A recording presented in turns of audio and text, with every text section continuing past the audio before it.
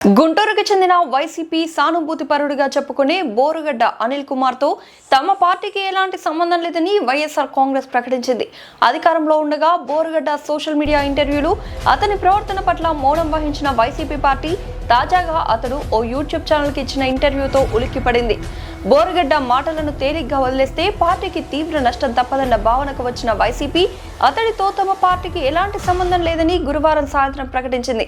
అయితే వైసీపీ ప్రకటన చేయడానికి దారితీసిన పరిస్థితులపై ఆసక్తికర చర్చ జరుగుతోంది. వైసీపీ అధికారంలో ఉండగా తాను ఆ పార్టీకి సానుభూతిపరుడుగా బోరుగడ్డ అనిల్ కుమార్ చెప్పుకునేవాడు. రిపబ్లికన్ పార్టీకి రాష్ట్ర అధ్యక్షుడి హోదాలో కేంద్ర మంత్రి రామదాస్ అతావాలే శిష్యుడిగా చెప్పుకుంటూ బోరుగడ్డ రాష్ట్రంలో అనేక వ్యవహారాలు చేశాడు. అయితే అన్నింటికంటే ఎక్కువగా మాజీ సీఎం జగన్ వీరాభిమాని అనే ట్యాగ్ లైన్ తో సోషల్ మీడియాలో రెచ్చిపోయేవాడు.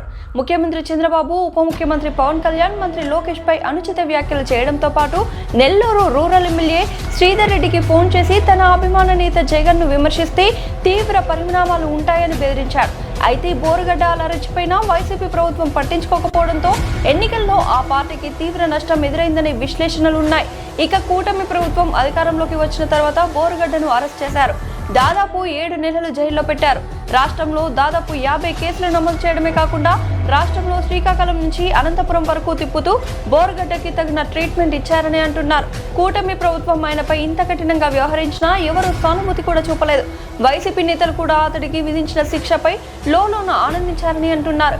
తమ ప్రభుత్వం చేయలేని పనిని కూటమి ప్రభుత్వం చేసిందని పార్టీ అంతర్గత సంభాషణలో వ్యాఖ్యానించేవారని అంటున్నారు. బోరుగడ్డ వంటి వారి వల్లే ప్రజల్లో వైసీపీపై దురాభిమానం ఏర్పడిందని కూడా అంటున్నారు. ఈ నేపథ్యంలో బోరుగడ్డ 7 నెలల జైలు జీవితం అనుభవించి బయటకు వచ్చారు. తన మకాం గుంటూరు నుంచి హైదరాబాద్ కు తాత్కాలికంగా మార్చారు. జైలు నుంచి విడుదలైన తర్వాత బోరుగడ్డ చాలా కాలం సైలెంట్ గానే ఉన్నాడు. అయితే కొన్ని యూట్యూబ్ ఛానళ్లు మళ్ళీ అతడిని ఇంటర్వ్యూలు చేయడంతో తాను మాజీ సీఎం జగన్ శిష్యుడినంటూ చెప్పుకోవడం ప్రారంభించాడు.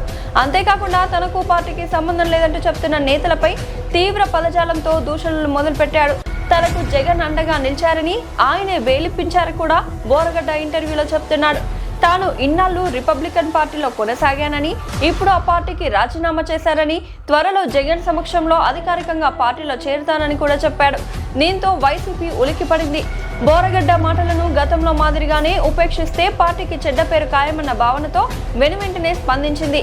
బోరుగడ్డ ఇంటర్వ్యూ యూట్యూబ్లో దర్శనమిచ్చిన గంటల వ్యవధిలోనే అతడితో పార్టీకి సంబంధం లేదని స్పష్టం చేసింది.